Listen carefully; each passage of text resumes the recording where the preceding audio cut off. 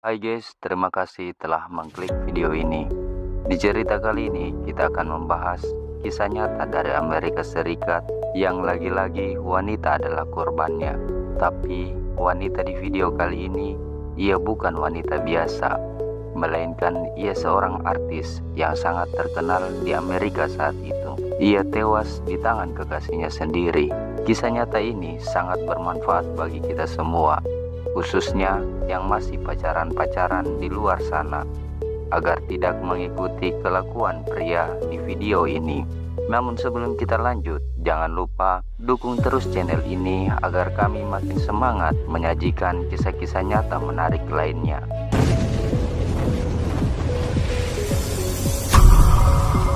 John Thomas Swinney lahir pada tahun 1956 di Amerika. Dia adalah kepala koki di Mama Maison, sebuah restoran Prancis mewah di Los Angeles.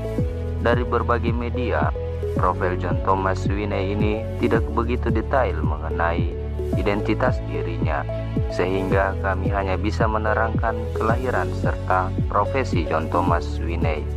Sedangkan profil kekasihnya yang ia tewaskan bernama Dominique Dunn. Ia lahir pada tanggal 23 November 1959 di Santa Monica, California, Amerika. Ia terlahir dari pasangan Dominique Dunn dan Ellen Griffin Dunn. Ayahnya seorang reporter atau penulis populer. Ibunya berasal dari keluarga peternak kaya. Dominique Dunn merupakan anak paling bungsu. Ia memiliki dua orang kakak laki-laki yang bernama Griffin Dunn dan Alexander Dunn. Saat masih sekolah, ia ditempatkan di sekolah terbaik karena dia kaya. Dia menghabiskan 1 tahun di Itali sekolah menengah. Dan ketika dia kembali ke Amerika, tepatnya di Santa Monica, kota California, Dunn mulai mengambil kelas akting. Dan dia mulai mendapatkan peran kecil di TV dan film seperti Breaking Away, Chips, Fame, dan Hill Street Blues. Namun Dunn tidak berhenti di televisi.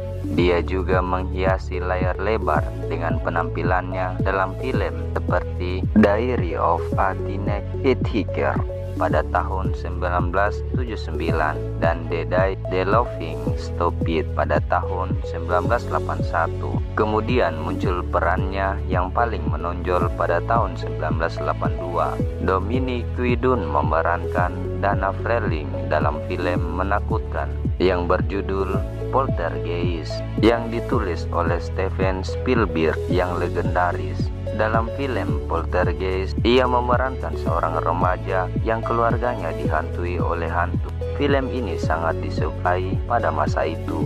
Namun semuanya berubah 180 derajat setelah ia berpacaran dengan John Thomas Swinney pada tahun 1981. Dominique Dunn awal kenal dengan John Thomas Swinney sampai mereka menjalin hubungan, yaitu di restoran Mama Maison di tempat John Thomas bekerja.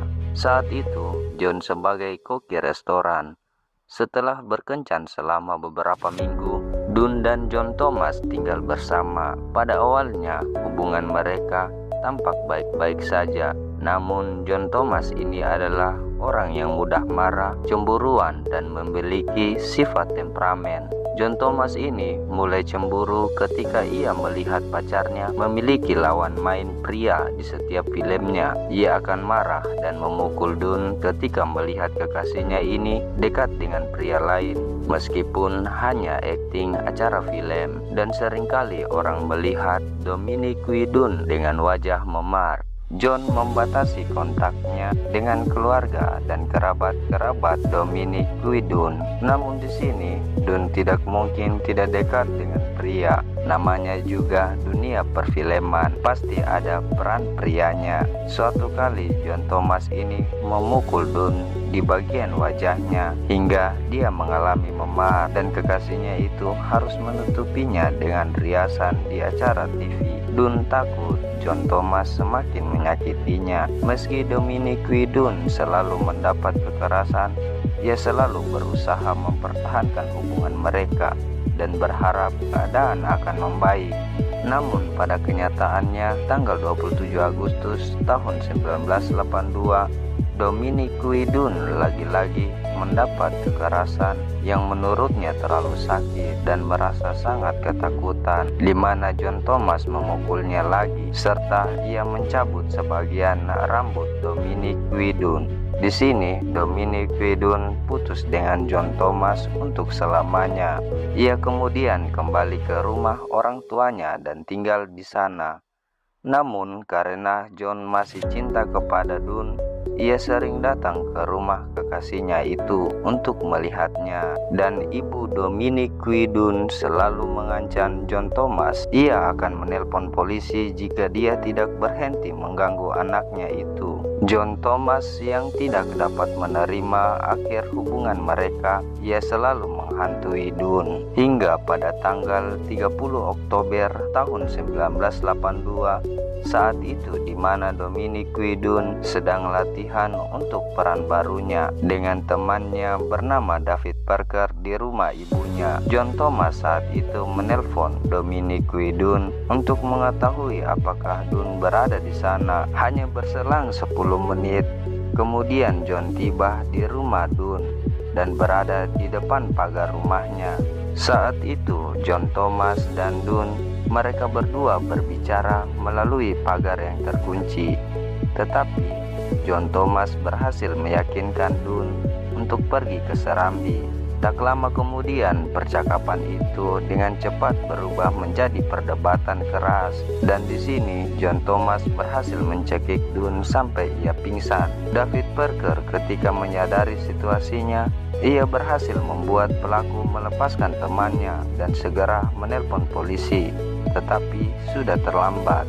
Dominic Quidun dibawa ke rumah sakit Cedar Sinai Medical Center dan John dibawa ke kantor polisi sebagai tahanan. Setelah John Thomas ditangkap dengan dingin dan kejam, dia mengakui bahwa dia mencoba menewaskan pacarnya dan setelah itu dia berencana untuk bunuh diri. Meskipun para medis telah berupaya sebaik mungkin, namun Dominic Quidun tidak pernah sadar kembali. Dominic Quidun masih hidup tetapi dalam keadaan koma. Dokter menyatakan otaknya mati. Setelah 5 hari ia menggunakan alat bantu hidup, tetapi tetap saja ia tidak sadarkan diri, melainkan tanpa adanya aktivitas otak, sehingga ibunya setuju untuk mematikan mesin alat bantu hidup tersebut. Dominic Quidun dinyatakan wafat pada usia 22 tahun. Meskipun telah dinyatakan meninggal dunia, jantung dan ginjal Dun masih berfungsi dengan sempurna dan dia menjadi seorang pendonor organ. Pada tahun 1983, John Thomas Sweeney diadili karena membunuh Dominic Quidun. Namun persidangan tersebut tidak berjalan baik dalam mendapatkan keadilan. Meskipun David Parker telah bersaksi di pengadilan dan bukti hasil otopsi membuktikan Dun dicekik selama 4-6 menit, namun hakim membuat beberapa keputusan buruk yang membantu John Thomas Sweeney. Dia mengatakan kejadian itu tidak direncanakan, sehingga John Thomas Sweeney tidak bisa didakwa melakukan pembunuhan tingkat pertama. Pada akhirnya juri memutuskan John Thomas bersalah atas pembunuhan, tapi bukan melakukan pembunuhan. Hakim memberi John Thomas hukuman maksimal 6,5 tahun penjara. Namun John Thomas hanya menjalani hukuman kurang dari 4 tahun, tepatnya 3,5 tahun dari hukumannya. Dia keluar dari penjara pada tahun 1986. Saat itu sistem peradilan telah mengecewakan keluarga Dominic Quidun. Keluarga Dominic Quidun sangat kecewa ketika John Thomas Sweeney dibebaskan dari penjara pada tahun 1986. Mereka merasa dia lolos dari pembunuhan. Ayah Dominic Quidun menggunakan platformnya sebagai jurnalis untuk meningkatkan kesadaran tentang kasus ini dan isu-isu lebih luas yang disoroti. Dia menulis tentang persidangan tersebut dalam sebuah artikel Vanity Fair yang menyoroti kegagalan sistem peradilan dalam menangani kasus-kasus kekerasan. John Thomas Swinney mengubah namanya menjadi John Patrick Maura setelah dia keluar dari penjara, dan dia dipekerjakan sebagai kepala koki di sebuah restoran kelas atas di Santa Monica, California setelah ia dibebaskan dari penjara. Namun keluarga Dominique Dunn mengetahui di mana John Thomas bekerja. Kakak laki-laki Dunn, yaitu Griffin Dunn, dan ibunya berdiri di luar restoran. Mereka membagikan brosur tentang kasus John Thomas Swinney yang menewaskan anaknya. Tak lama kemudian John Thomas berhenti karena ini. Dia pun pergi meninggalkan Amerika. Hingga saat ini keberadaan John Thomas tidak diketahui lagi oleh keluarga Dominique Dunn. Oke guys, sekian kasus kali ini. Semoga bermanfaat bagi kita semua. Tentunya agar lebih berhati-hati akan tindak kriminal. Dan jika ada kasus yang menarik untuk dibahas, silakan tulis di kolom komentar. Sampai jumpa di video selanjutnya.